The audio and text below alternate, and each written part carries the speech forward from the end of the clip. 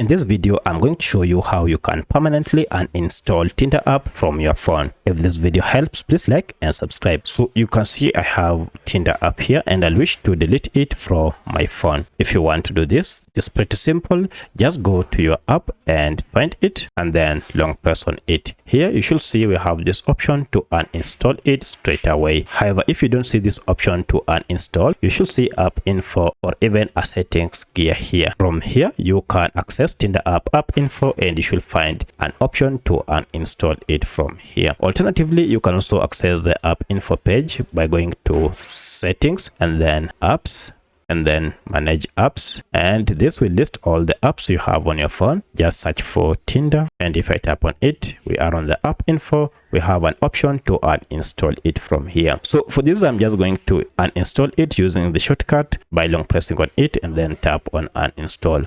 By confirming this, the app will be permanently removed from my phone together with its files. So that's how you can uninstall Tinder app from your phone. If you have any other question, kindly let me know in the comment section. Otherwise, thanks for watching and let's meet in the next video.